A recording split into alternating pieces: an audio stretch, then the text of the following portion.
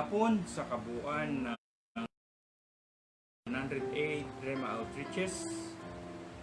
Ganon din sa mga Remanian sa ibang bansa. Magandang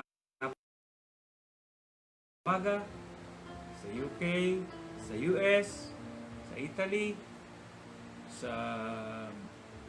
Dubai, sa Saudi, sa New Zealand, Australia, Italy.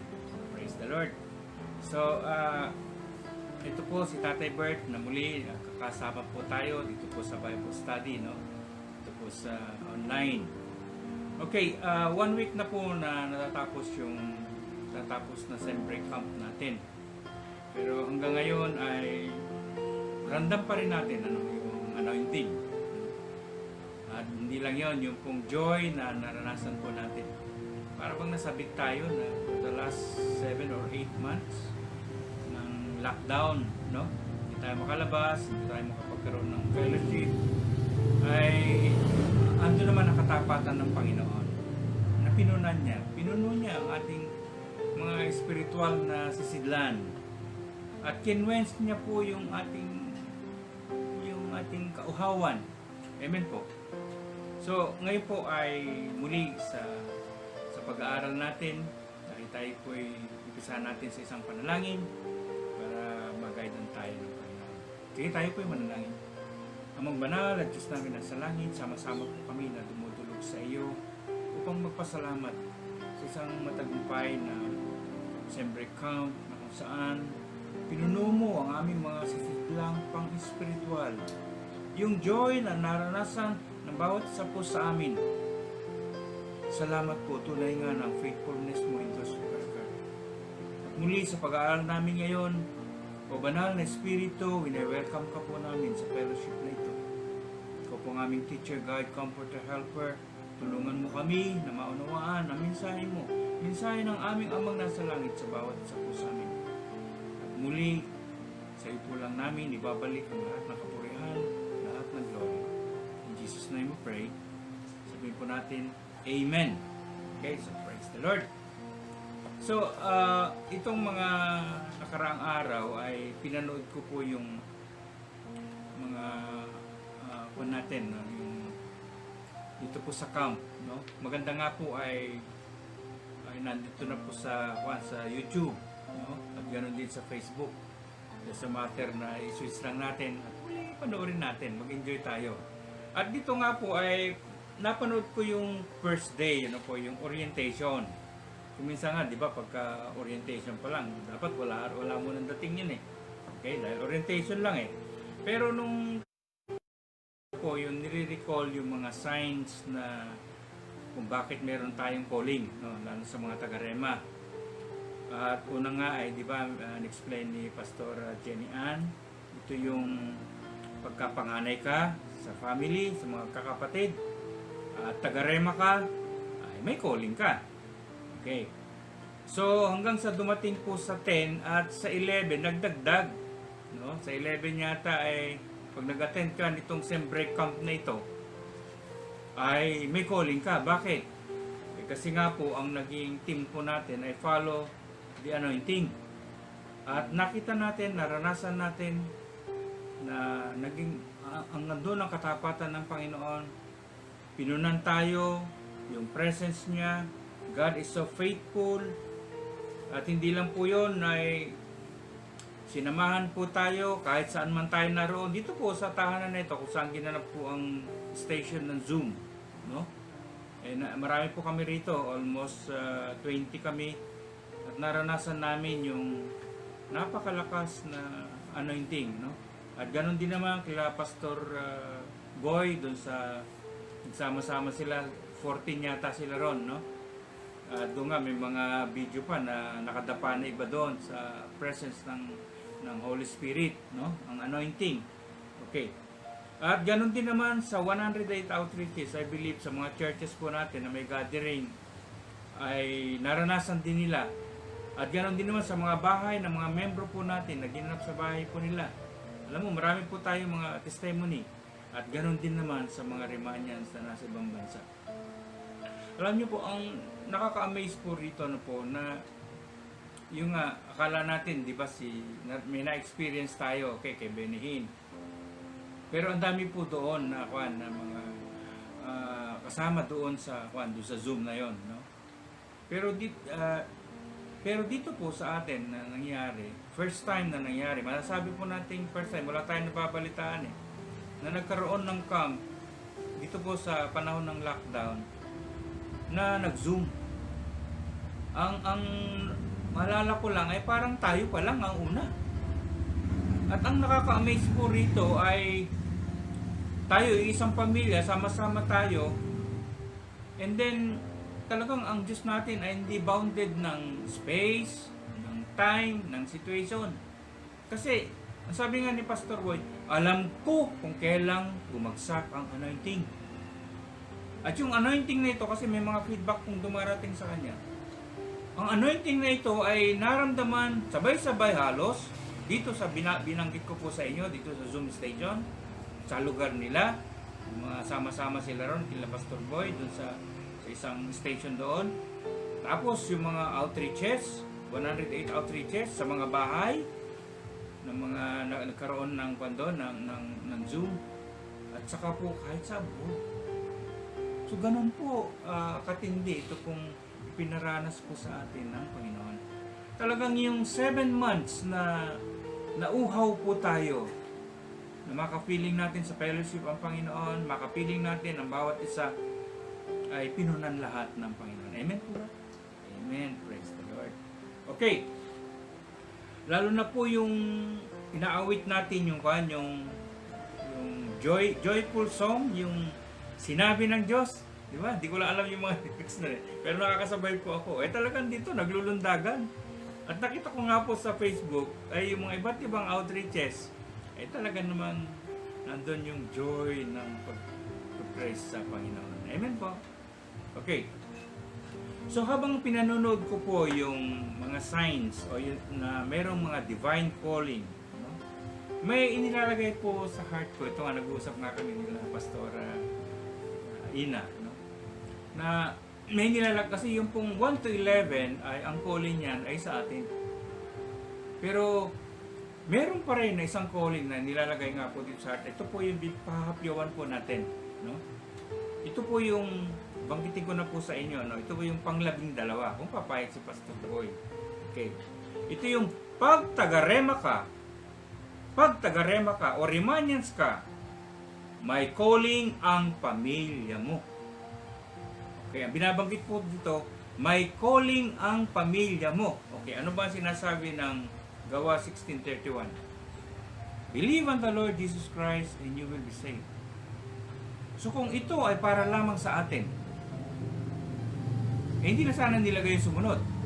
Nakalagay doon, believe on the Lord Jesus Christ and you will be saved. You and your household.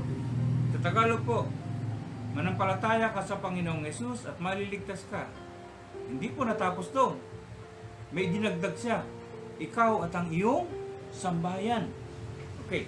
Dito pa rin, lundag tayo sa Ephesians chapter 1 verse 4. Alam ko, very familiar kayo dito. Okay, basahin ko po. For He chose us in Him before the creation of the world to be holy and blameless in His sight.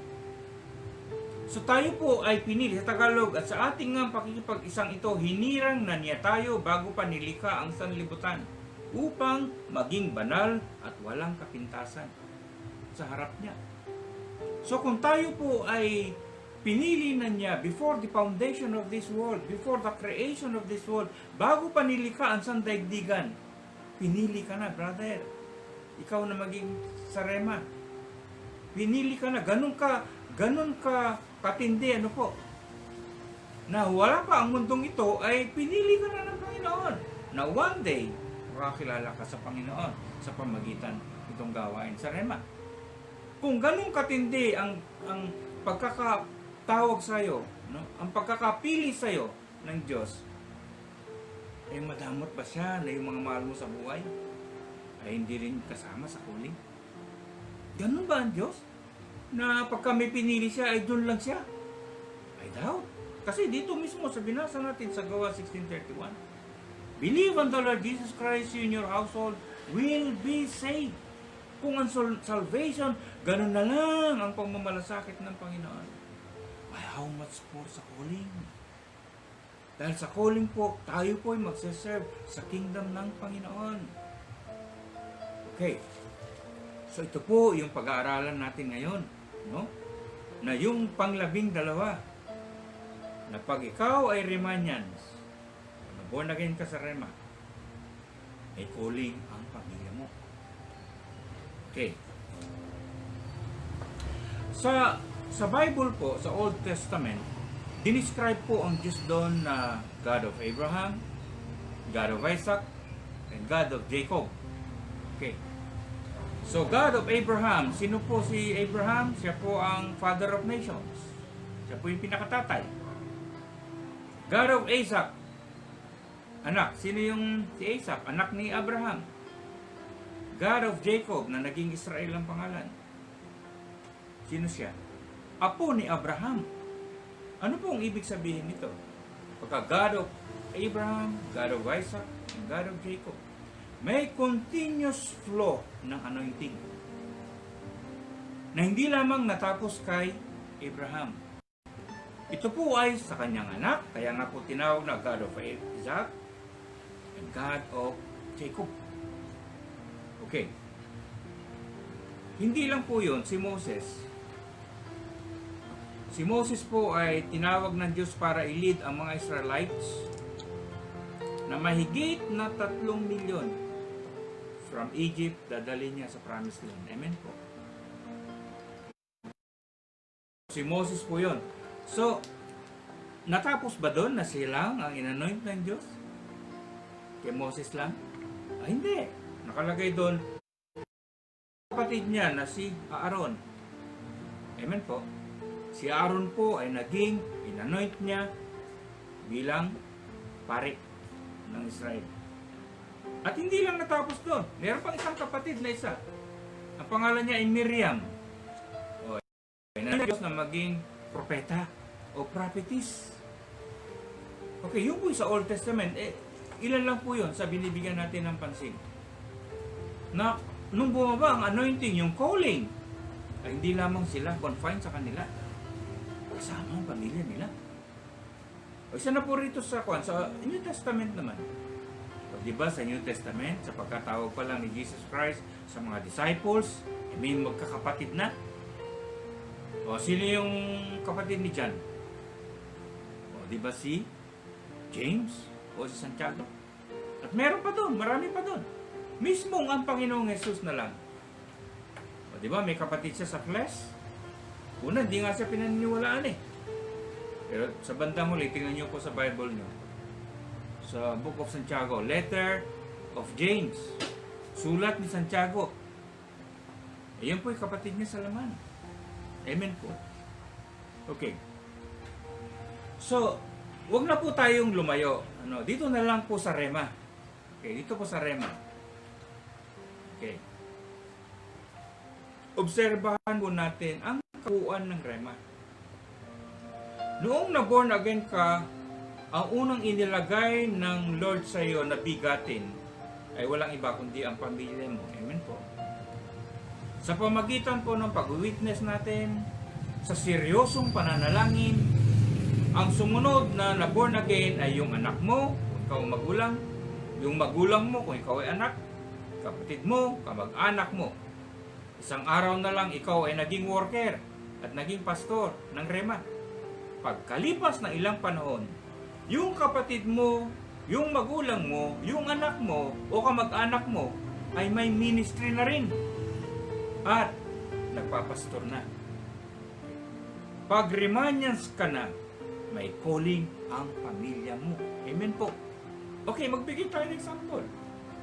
Isa na rito, hindi ko lang alam kung sinong naunang na-born again, si Pastora Eli ba o si Pastora Leia. Kahit sino sa kanila, pero ngayon sila magkapatid ay pastoran na natin. Yung mga kumpangan natin sila, district pastors. At hindi natapos doon. Meron silang kapatid na nag-isang lalaki, si Arnel. Napapastor na rin sa ibang bansa, sa Middle East. Sino pa po? Maobserbahan natin dito sa Rema. Si Marlon ng Pangasinan. Siya ba ang unang na-born again? Nung na-born again siya, naging pastor siya. Siya lang ba? Ay hindi, meron na siyang Marvin ngayon. Na pastor din ng Rema. Saan siya naka-assign? Sa Mateo ba? Saan? Montalban, sorry. Oh. Hindi lang po yun. Okay, si Andrew, naalala si Andrew? Na nasa Biak na ba to? Okay, may kapatid siya na dalawang babae. Yung kapatid niya dalawang babae ay may asawa na, may anak na, may trabaho pa. Pero, makikita mo nga yun, nagla-live sila. Nagla-live sila sa ginagamit, no? Para magturo. At elder sila ng church. Ano ibig sabihin nun?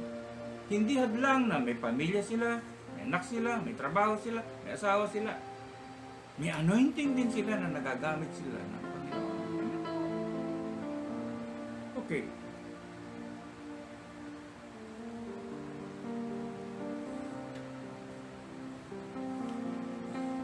Huwag na po tayong lumayo. Dito na lang sa bahay nito. Itong tahanan, ito kasi naging Zoom station natin eh.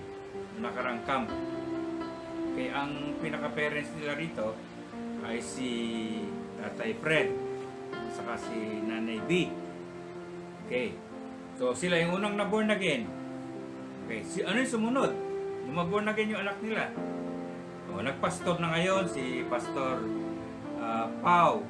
Tapos yung misis niya, si May, si Pastora May. Okay? Nung makatapos na si Ina sa kanyang kursong kinukuhang ano nangyari? Nagpastora rin siya. At no, hindi lang po yun, no? Yung kanyang fiancé ay nasa ministry rin. At nasabi na ba sa inyo, in-invite na ba kayo sa kanilang kasal? Malapit na eh. Okay, kaya lang yung kasal ay via Zoom. Ang problema, pag nagpadala kayo ng regalo, by Zoom din. Hindi, biro lang po. Okay, so, at hindi lang po yun, yung bunso nila, na si J-Lord, nakita niya yun nung tayo, nung Zembreak, itong Zembreak camp natin, yung nasa kaliwa dito na nag-organize natin for the last 3 days. Yun po yung bunso. So, buong pamilya po, no, na inanointan ng Panginoon, hindi lamang yung mag-asawa, kundi kanilang mga anak at mga pastor natin. Isa na lang ang walang ministry sa kanilang pamilya. Si Chow Chow. Ay, Chow Chow kasi yung aso nila na bago lang. Eh, magulo pagka nagkuha kami ng tahol ng tahol. Eh, siguro hindi pa born again yun. Okay. Pero anyway po, makita po natin dito, ano po, na pag may na-born again, no, na Remanians, no? Kung ikaw ay Remanians, ikaw ay na-born again sa Rema, hindi lamang ikaw may calling, kundi may calling ang pamilya po natin. Amen po. Okay. Ay, meron pa pala si Sheila. Sino ba nauna? Si May? Ano? Si Sheila ang naunang na-born again? O yung parents. O, pero tingnan nyo po si Sheila, nagpapastora na. Natapos ba daw? Hindi. Pati si Mayan, di ba? May pinagpapastoran din siya. At yung nanay niya. O, nakita ko pa nga sa Facebook, kaya pumupunta sa mga bukid at nag-handle ng Bible study. Amen po. Kaya dito po sa 12 natin na mga signs na tayo may calling, ay pag Remanians ka, may calling ang pamilya po natin. Amen po. Okay.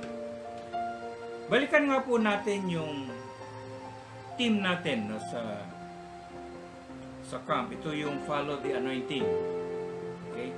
So, pag binensyon ng anointing ay meron 3 itinuro si Pastor Boy. Ito po yung appointment. Ito yung calling ni Lord. Yung ito yung super Christian o super Christian dapat kasi mabigat ang dadaanan. Kaya nga i-appoint natin, i-anoint tayo eh. At pangatlo po yung accountability. Yung harap tayo sa Panginoon, yung pagsusulit natin. Yung anointing na binigay sa atin ng Panginoon. Amen po. Okay. Balikan nga po natin, pag-aralan natin sandali yung paano ba inanointan si Haring David? Although na-mention na last time. Pero magiging detalye po tayo ngayon. Okay? Si Haring David po. Okay, makipagbukasan po sa akin dito po sa 1 Samuel. Sa 1 Samuel chapter 16. Okay? So sa verse 1 po, sabi rito, the Lord said to Samuel, ito sabi ng Diyos kay Samuel, Propeta Samuel, how long will you mourn for Saul, since I have rejected him as king over Israel? Sinasabi ng Diyos kay Propeta Saul, kay Propeta Samuel, na hanggang kailan ka ba magmumurn, na mag-iiyak dyan? Para kay Saul na nireject na bilang hari. Nireject na ng Diyos bilang hari ng Israel. Fill your horn with oil and be on your way. I'm sending you to Jesse of Bethlehem. I have chosen one of his sons to be king. So sabi niya, ay punuin mo na yung horn kasi ang lalagyan po ng langis noon pag nakaanoy. Ay yung horn, yung sungay ng hayop. Takip po yun, punuin nyo ng langis. At yun na nga po. Okay, bumaba na po tayo dito sa verse 5. Okay, sa verse 5. So then he consecrated Jesse and his sons and invited them to the sacrifice. So nandun na po yung kinonsecrate na niya yung mga anak ni Jesse. When they arrived, Samuel saw Eliab. Si Eliab po kasi yun ang pinakapanganay, yung anak na nito ni Jesse. And thought, surely the Lord anointed stands here before the Lord. Okay, so nung makita ngayon ni Samuel yung, siyempre sunod-sunod sila, nandiyan yung mga anak ni, kasi kinuha na sila eh. Ang ginawa sa kanila ay yung consecrated, no? Para doon sa okasyon na yun. Kasi magsasacrifice sila, kasama sila ron. Okay, so kasama sila sa magsasacrifice sa Diyos na may sasacrifice silang hayop. So, yun yung time na pinadaan sila sa harap. At ito pong si Eliab, siya po yung pinakapanganay. At ito nga po, ang sabi ngayon, nung makita ni Samuel, surely the Lord's anointed stands here before the Lord. So, alam niya na, ito na. Bakit kaya? Nasabi niya kagad na ito na. Ang i-anointan ng Diyos na maging hari ng Israel. Pero tingnan niyo po sa verse 7. But the Lord said to Samuel, do not consider his appearance or his height, for I have rejected him. The Lord does not look at the things men look at. Man looks at the outside appearance, but the Lord looks at the heart. So dito po, nung makita ni Samuel,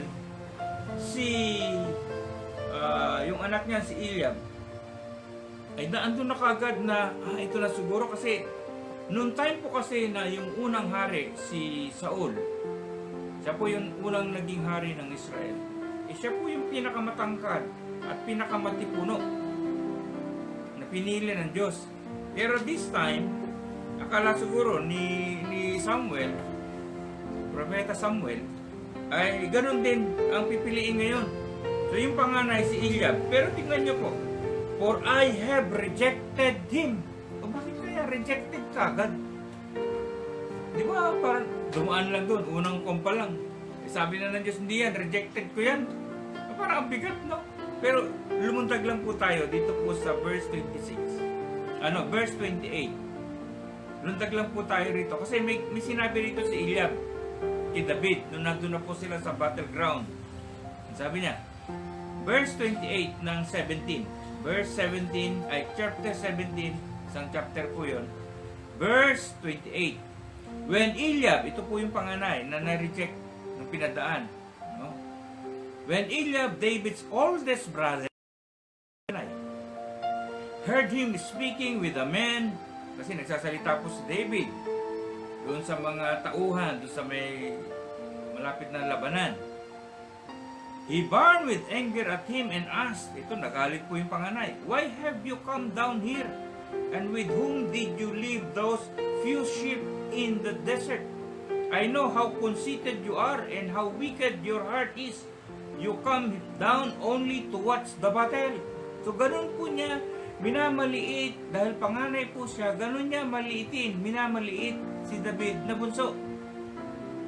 Dito nga lang andun na yung pagmamaliit niya. Okay, ituloy po natin dito po sa sumunod. Dito po kay Samuel. Okay, so sinabi rito ng Panginoon sa 7, "But the Lord said, Samuel, do not consider his appearance or his height, for I have rejected him. The Lord does not look at the things that look at. Man looks at the outside appearance, but the Lord looks at heart." So kung alam ng Diyos yung heart ni David, bakit sasabihin na dito ni Eliab na conceited siya, wicked siya, wala siyang ginawa kundi manood lang, nag-aalaga lang ng tupa? Ang sakit naman. Okay, tuloy po natin. Then Jesse called Abinadab. Si Abinadab po ay sumunod sa panganay. Ito po yung kasunod. And have him pass in front of Samuel. But Samuel said, "The Lord has not chosen this one either." Sumunod, pinadala ngayon ni Jesse si Shammah. Pass by. But Samuel said, "Nor has the Lord chosen this one." Kasi po, karamihan ng mga anak ni Jesse ay mga sundalo. Okay, matitipuno.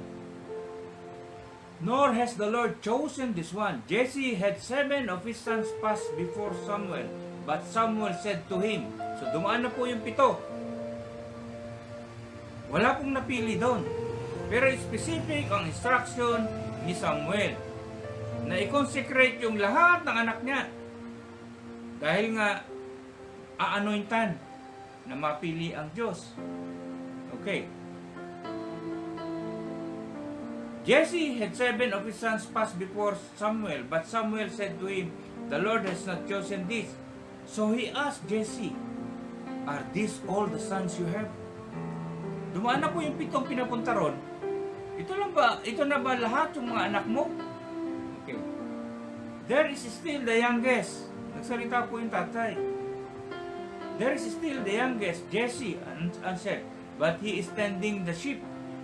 So pansinin nyo po, ang instruction po nung propeta ay dalhin lahat, i-consecrate yung mga anak niya. Lahat ng anak niya. Pero ang ginawa ni Jesse ay 7 lang ang pinadala niya. Kung baka sa kwan, siguro iniisip niya, bunso lang ito, teenager lang ito. Kasi kung titignan po natin, di ba tayo sa isang pamilya, meron tayong bunso. Paano ba natin itrato yung bunso? Sa ating kapanahonan natin, mga Pilipino, ay naku. Naalala ko yung araw, kasi 18 kami, di ba? Okay, yung bunso namin, kasi relievo yan kung sino yung maghugas ng pinggan sa probinsya. Ang dami namin hugasan kasi 18 kami. Imagine niyo na lang. Pag kumain kami, isang tambak yung hugasan. Ito ka na ng bunso namin. Ay naku, nung nandun na siya sa may kitchen, naghuhugas ng ganon. Naku, umiiyak, lumuluha. Alam mo na yung mga bunso. Alam niyo po, hindi natiis ng father namin. Uy, umalis ka na nga dyan. Ako na nga dyan. Ito yung tatay namin. Yung tatay namin na naghugas ng pinggan para lang inaawa siya nun sa bunso. Ganun po natin inaalagaan yung ating mga bunso. Amen po ba? Amen po. Okay. Baby natin ang gusto, di ba? Amen. Pero dito po, ito nga po ay sinabi, meron ka pa bang anak? Sabi ni Samuel, there is still the youngest, sabi ni Jesse. Ito po sa, verse 11 tayo. Answered, but he is tending the sheep.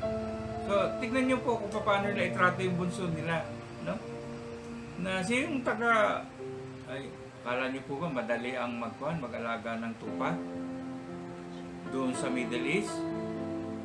Ang usually, pag nag-alaga sila ng tupa, ay sa mga malalayong lugar. Ibayo, kasi puro desierto po doon. Bulubundukin.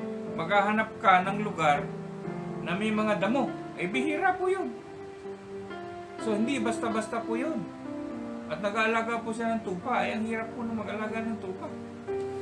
Pero kung bakit naman sa dinami-dami 8 anak, yun ibinigay sa bunso. Ito nga po si David. Okay. Samuel said, "Send for him, we will not sit down until he arrives." Pero tignan niyo po kung paano pinapangalagaan ni Samuel yung gagawin niyang pagkakaloob ng anointing doon sa magiging hari ng Israel. Walang upo. Hihintayin natin siya hanggang dumating. Ganun niya pinapahalagaan po yun. Okay, tandaan po natin, itinuro sa atin ni Pastor Boy last time, ang pinaka-pure, pinaka-malinis, walang iba kundi ang anointing o Holy Spirit. Hindi kakapit sa atin yan kung hindi tayo katanggap-tanggap. Amen po. Okay. Verse 12 ng chapter 16 ng 1 Samuel. So he sent and had him brought in. He was ruddy. Ibig sabihin po ng ruddy ay namumula. Ay siyempre, bilat sa araw namumula. With a fine appearance and handsome features. Ay, ganun naman pala. Magandang lalaki. Kagaya ng katabi mo. Okay. Then the Lord said, "Rise and anoint him. He is the one." So siya. So Samuel took the horn of oil and anointed him in the presence of his brothers. And from that day on, the Spirit of the Lord came upon David in power. So tingnan niyo po ang kahalagahan ng anointing. Nandun ang Holy Spirit. Okay. So bakit inanointan si David? Naging hari ba siya kagad? No. Ito na po yung ability na binibigay sa kanya, yung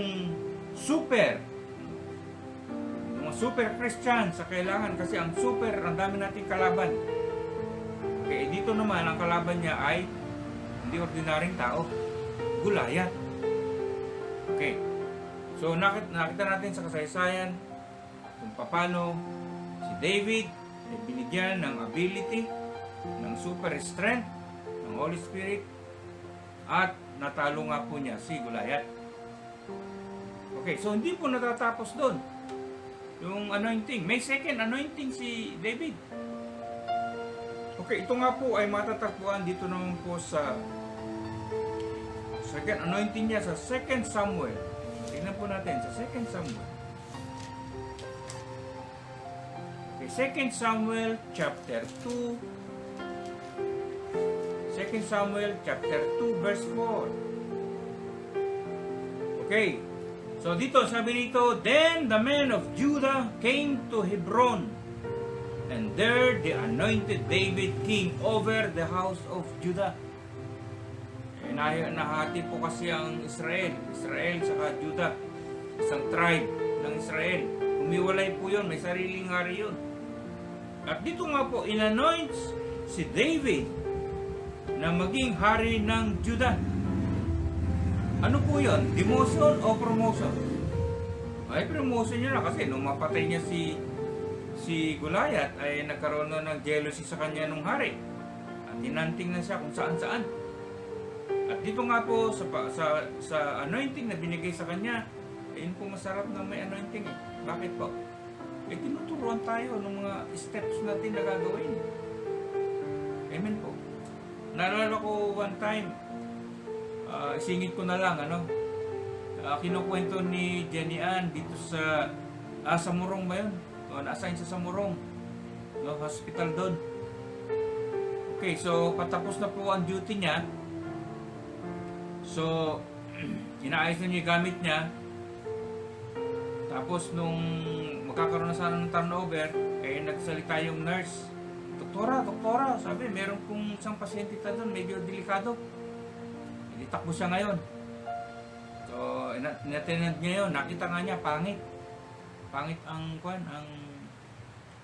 nakikita niyang condition ng pasyente. So, siyempre, pagka ganyan po yung ating mga pastora, doktora, o kaya yung mga nurse po natin na nasa frontline, pag nakita nilang medyo delikado na, ay nandun na po yung pag-share ng gospel. At inumpisahan na po niya. Umpisahan niya i-share si Jesus Christ, ay bigla po nagsalita yung asawa na babae na nandun sa katabi. Sabi sa kanya, ay pasensya na po kayo, doktora, Iglesia ni Cristo po kami. one way na sinasabi na nire-reject namin. Okay. So, pwede naman, di ba? Nire-reject mo na eh. So, pwede sabihin mo sa isip mo ay, nag-offer ako eh. Hindi naman nila tinanggap. Pero alam niyo po, matras lang po siya. At ito na po, yung wisdom, yung anointing na binigay po sa atin. Nagsalita po siya. Sabi niya, hindi naman malakas. Kausap lang niya ang Panginoon. Holy Spirit, tulungan mo ako kung paano akong makapag-minister doon sa delikado ang lagay. Alam niyo po, nung nakatingin po siya sa taas, parang meron siyang nakitang isang ilaw na kling! Parang nagkaroon ng ayun na yung leading ng anointing. Bibigyan ka ng daan. Sabi niya kagad, gumawa siya ng order. Nurse, gawin mo to kagad dapat ma-laboratory kagad yan kasi delikado ni pasyente. At yung nandun yung nanay, ay nay, samahan niyo na po para mapabilis, ma-prioritize yung requirement natin. Ay, sige, diretso na sa, takbo na sila sa laboratory. Delikado eh. At nagkaroon po siya ng time na maseran, matanggap, pray yung pasyente na yun. At nung dumating na po yung nagpalabs, ay tapos na yung nagawa na niya, napatanggap na niya, napag-pray na niya. Binigay na niya sa turnover na niya doon sa papalit sa kanya na in charge po doon. At pagtalikod pa lang daw po niya, ay nagkagulo na. Patay na yun. So dito po, sa pinag-aaralan po natin, na doon sa anointing na binibigay sa atin ng Panginoon, ay may promotion. Sa katunayan, ito pong si David, una inanoint siya para talunin niya yung higante. Pero this time, sa binasa po natin, yung second anointing ni David, ay siya po ay nanointan na maging hari ng Judah. At yan po ay promotion. Di ba na ang verse na binigay po sa atin, kung mapagkakatiwalaan tayo sa maliit, ay mapagkakatiwalaan tayo sa mas malaki. Amen po. At ganun din naman doon sa talent. Di ba? Naalala yung parable of the talent. Okay. So dito po ay may promotion. Hindi lang po natatapos doon. Merong third anointing si David. Okay, tingnan po natin. Third anointing ni David dito po sa 2 Samuel pa rin, chapter 5. Okay, chapter 5. Dito po sa verse 3, basahin po natin. When all the elders of Israel had come to King David of Hebron, the king made a compact with them at Hebron before the Lord, and they anointed David king over Israel. Pinag-isa na po yung Judah at Israel at inanointan si David na maging hari ng buong Israel. Ano po ang makikita naman natin dito? Na yung anointing ay may mga level. At dito nga po nakita natin na tumataas ang anointing na ibinigay ng Diyos kay David. Yung unang anointing niya ay para mapatay si Goliath. At naging masunurin po siya ron. Nagawa po niya yon. Kaya naman sumunod, sa second anointing niya ay ginawa siyang hari ng Judah. At habang hari siya, hindi lamang yung pagiging hari niya, kundi mapalis niya o maalis niya yung mga lahi ni Saul, no? Na gustong umangkin ng pagiging hari nung ama nila na namatay. Okay. At pangatlong anointing niya, ay tumaas siya uli, ay naging hari na po siya ng buong Israel. So makita po natin dito po na yung anointing ay iba't ibang level yan na hanggat nandoon na nagiging masunurin tayo, makikita natin yung pagtaas naman na anointing na binibigay sa atin ng Panginoon para magawa po natin yung assignment ng bawat isa po sa atin. Amen po. Okay. So, dito po ay sa pagtatapos po natin, ano po, na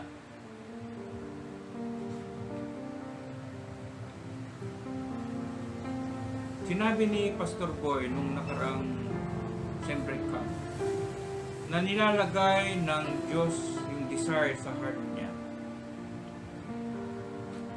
na makapagtayo ng 1,000 churches. Amen po. Narinig po natin lahat yan. At sinabi rin niya na yung 1,000 churches na yun, siyempre 1,000 pastors. Maliban pa po sa mga workers. At ang sabi po niya, yung 1,000 pastors na yun, sa 1,000 church na yun, nilalagay sa heart niya, ang paggagalingan po nun ay rema. Amen po. Okay. So, dito po sa pang-12 natin na signs of calling. Sabi doon, kung Riemannians ka, yung pamilya mo ay may calling. Kaya pagtsitsagaan po natin ang mga mahal natin sa buhay.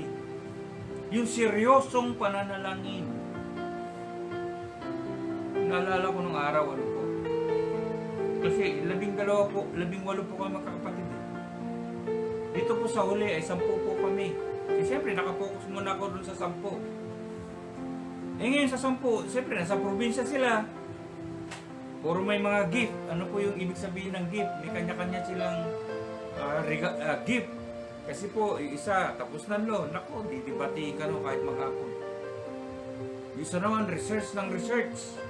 Hindi ka pa man dumarating. Nakakaisang salita ka pa lang na word of God. 10 na sasabihin niya sa'yo. Lagi akong talo. Eh, ang dami nun. Paano ba ito? Mukhang may...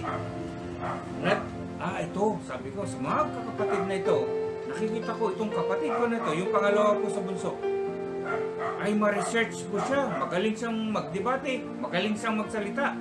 So pag nabuan na ginito, may katuwang na ako. Di ba kung minsan pumapasok sa atin yan? Pag meron tayong sarado, kandado, naka-welding, na old freight, ng mga kamag-anak natin, na ayaw makinig sa atin pag sinishare natin ng gospel. Amen po. Okay.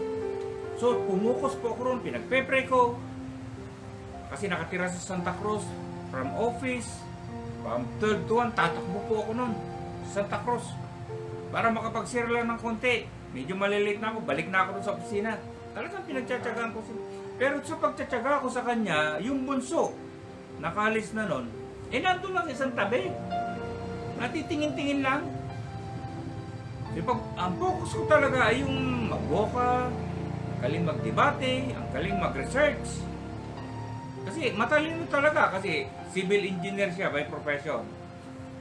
Pasado sa board. Sanitary engineer siya by profession, pasado sa board. At geodetic engineer, junior geodetic engineer, pasado sa board. Kaya sabi ko, ito ang makakatuwang ko. Lord, so yun focus ko. Pero yung bunso namin, pasunod-sunod lang. Hanggang isang araw, pauwi raw siya sa probinsya, di sila mapakaling dalawa. Sabi niya, bago nga umuwi ay dumaan nga tayo kay Sangkumbert, kasi tawag sa akin ay Sangkumbert dito sa Soldiers. Eh di pumunta sila rito, layo po nun, nasa Maynila. At doon nga po ay mga bago-bago pa ako noon na born again. Isinyera ko sila, tapos pinatayo ko sila, pinalinya ko sila. Hindi pa ako marunong mapatanggap. Yung po, first time na napatanggap ko yung kapatid kong dalawa na yon. Yung pangalawa sa bunso, saka yung bunso. At itong pinatanggap ko na po, ako po umiiyak. Sila ay seryoso lang na nakapikit. Pero ako nagpapatanggap, ako po umiiyak. At ang focus ko talaga ay yung pangalawa sa bunso. Yung bunso, nandun lang siya. Pero tumanggap din siya. Alam niyo po, pagdaan ng panahon, yung bunso ko, nung matapos siya mag-college, alam ko, kilala na ang mga oldies yan, kilala yan, si Pastor Nelson. Ay nag-full time na po siya sa ministry. Yung isang church sa isang bayan ay naging 5 bayan na ngayon. Nagkaroon siya ng mga outreaches. At meron siya, presidente siya ng mga Christian pastors sa bayan namin. At may radio station pa siya every Sunday, 4:30 in the afternoon. So tignan mo, brothers and sisters in Christ. Nakakala mo yung kapatid mo na yun ay wala lang. Pero yun pala, yun ang mas anointed na gagamitin ng Panginoon para makapag-serve sa Panginoong Jesus. Kagaya po na nabanggit ko po sa inyo, ito po yung sinabi ni Pastor Boy, ang desire ng Lord na nilalagay sa heart niya ay 1,000 churches, Rhema churches. Pero kailangan ng 1,000 mga pastor at mahigit pa para sa mga manggagawa. Sabi sa kanya, ang revelation sa kanya ay ang mga pastors na ito ay manggagaling dito po sa Rhema Church. At dito po, kaya nga po yung binabanggit natin kanina, ito ay makakatulong po kung pagtitiyagaan po natin ang mga mahal natin sa buhay. Huwag kayong tumingin kung ano yung nakikita nyo na hindi maganda sa kanila. Ang importante po, ma-evangelize sila. Seryosohin natin na may pag-pray, pag-travel. Isang araw na lang, magugulat tayo. Magpapa-assign na sila sa Visayas, sa Mindanao. Isa na pala silang pastor ng Rhema. Okay, panghuli na lang po, pagkatapos na ito. Ay, medyo madrama lang po ito, pero gusto ko lang pong i-share na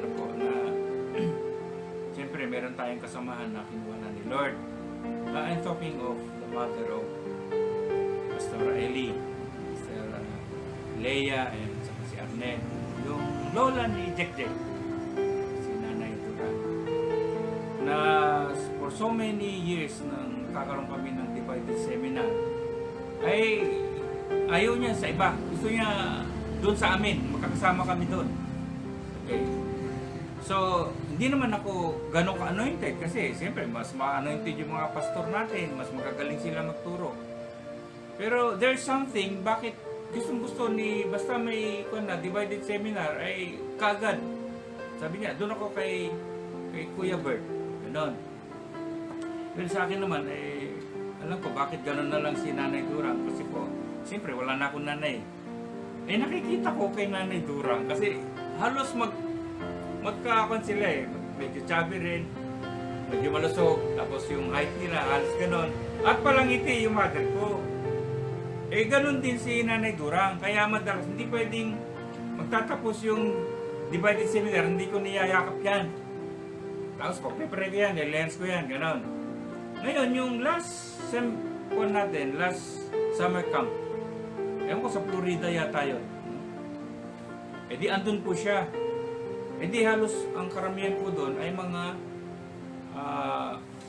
mga senior. Hindi naman lahat. Pero marami. Pero siya po ang pinaka may edad, no? Si Nanay Durang. Di ngayon pinag-aralan namin yung kahalagahan ng tongues. So ngayon, di nagtanong po ako ngayon. So alam na namin kung ano ang kahalagahan ng tongues, yung materials ni Kenneth Hagin. Tinanong ko siya. Siyempre, siya yung pinakamaedad po doon. Nanay Durang, sabi ko, kayo po, ito, alam na natin ang kahalagahan ng tongues. Ano po ang masasabi niyo dyan? So, alam niyo, ito po ang sagot ni Nanay Durang. Pakinggan niyo po ito, Leia, saka Eli. Sabi niya sa akin, naintindihan ko yung kahalagahan ng tongues. Magmula sa araw na ito, sabi niya, mula sa araw na ito, magdadagdag ako ng 30 minutes na pagtatangs. Yun po yung sinabi niya. 30 minutes every day.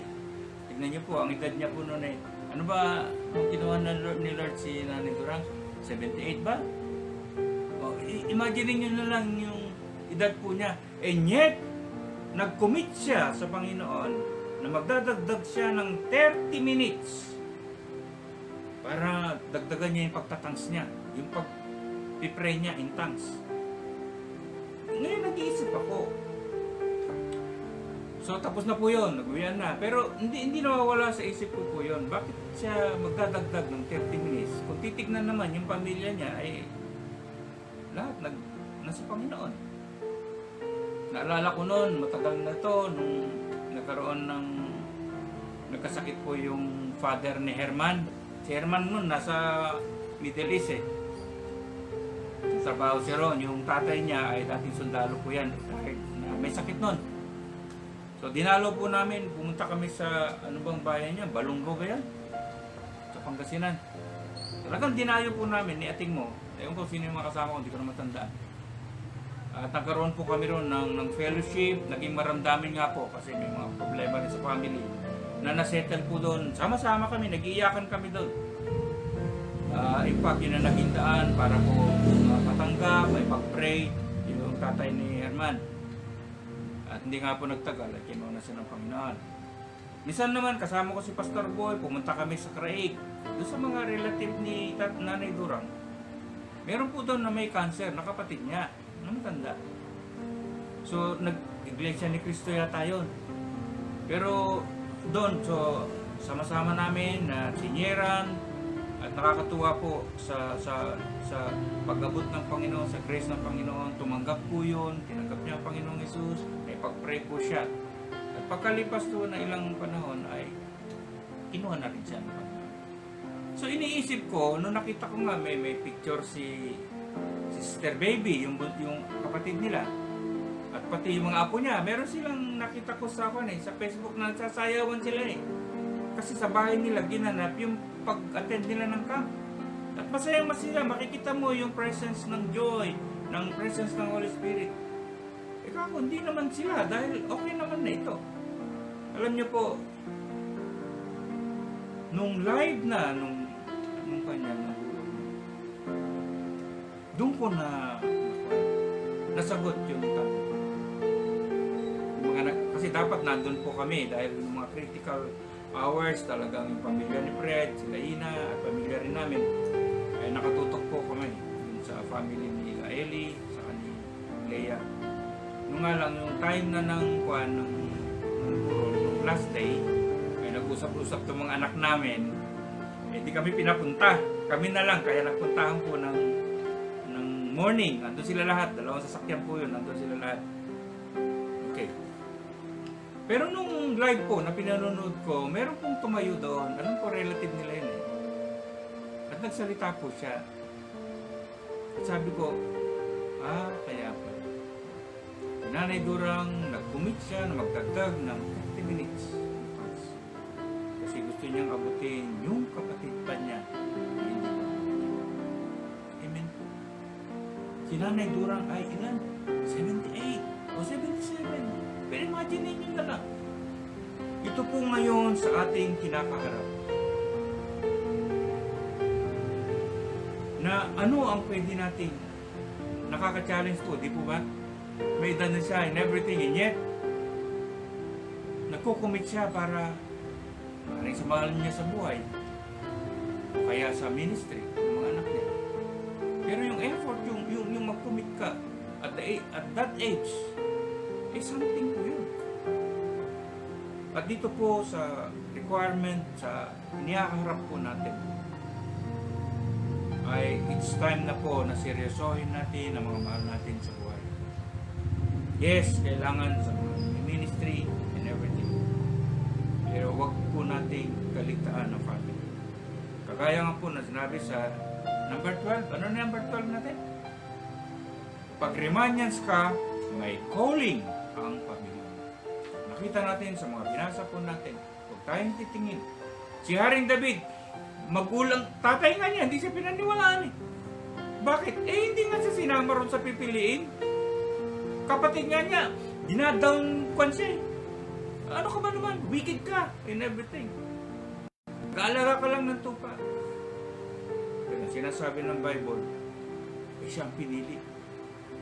Ngayon, dinescribe si David ng Diyos.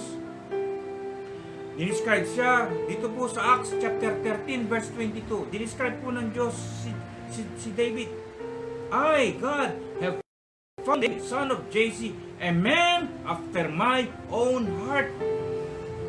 He will do everything I want Him to do. Yung po yung description ng Diyos kay David. Man after my own heart, sabi ng Diyos. Ano bang ibig sabihin na man after my own heart, sabi ng Diyos? Alam niya yung tibok ng puso ng Diyos. Alam ni David. Siya po ay faithful, obedient po siya, loving po siya, trusting siya. Kaya ganun na lang pala. At dito po sa anointing na ito, nagkaroon ng promotion. Inangat siya ay dahil po alam niya ang tibok ng Diyos. Ganun sa kalapit. Kaya naman, ito ang ilagay sa kanya ng Panginoon. Tayo po bilang, ito nga muli, na-anointan tayo. Halos lahat po tayo. Meron nga akong nakita sa isang Facebook, ay yung family ni Edra. Nakita ko po doon, nagsasayawan sila yung bago nating kanta. Ano na ina eh? Kanta. At makikita mo doon yung atmosphere ng anointing. Puro babae po sila. Yung atmosphere ng anointing doon sa buong family, pati nanay nila, pati yung bata doon. Puro babae. Isa lang ang lalaki doon na pamangkin nila. Pero lahat sila nakataas ng kamay. Kinakanta yung worship kung saan dumadaloy ang anointing ng Panginoon. Siguro kahit si Edra, hindi niya akalain. Pero ganun po tayo, pinupuspos ng Panginoon. Kasi, sasabihin ko sa iyo, Edra, yung pamilya mo na yan ay may calling sa Panginoon. Amen po. So dito po tayo nagtatapos. Sige po, tayo po ay manalangin. Amang banal at Diyos namin nasa langit, nagpapasalamat po kami sa iyong katapatan, sa iyong pagmamahal, Panginoon, sa pagtitiwala mo sa kabuuan ng Rema pagmula sa aming senior pastor, na patuloy na nilalagay mo ang tibok ng puso mo na makapagtayo na marami pang mga simbahan, umabot sa maraming mga kaluluwa, Panginoon. Kaya naman hindi ka nagkulang. Sa camp na ito, malayo-layo man kami, imposible na mangyari. And yet nakita namin ang pagbaba ng anointing sa mga bahay, sa mga churches, kahit sa abroad. Tunay nga na ang Diyos na sinasamba namin ay hindi sagka ang time, hindi sagka ang layo, hindi sagka ang situation. Dahil siya ay Diyos na makapangyarihan sa lahat. At salamat po, O Lord. Pinuno mo ang aming spiritual cup, Panginoon. At pinunan mo ang aming kauhawan sa iyong presence. Lord, salamat. Salamat po, Panginoon. At muli sa oras na ito, patuloy na ilagay mo ang boldness sa iyong mga anak, Panginoon. Patuloy na i-anoint mo po kami na naayon sa iyong kalooban upang abutin ang maraming mga kaluluwa sa aming kapaligiran. Ganon din sa mga may mahal sa buhay na hindi pa born again. Lord, ilagay mo sa kanila ang katyagaan, ang seryosong pananalangin. Kagaya po ng aming napag-aralan, kasama sila. Nung inanoint mo kami, nung na-born again kami, hindi lamang sila maligtas, kundi kasama sila sa calling na mag-serve sa iyong kingdom. And thank you for this privilege, O Lord Jesus. Salamat po sa pribilehiyong ito. Maingat na ibinabalik namin sa iyo lahat ng papuri, ang glory. Idalangin namin sa pangalan ng Panginoong Yesus, lahat ay magsabi ng Amen. Sabihin nga natin na isang malakas na praise the Lord. Praise the Lord. Isa pong malakas na praise the Lord. Praise the Lord. God bless po.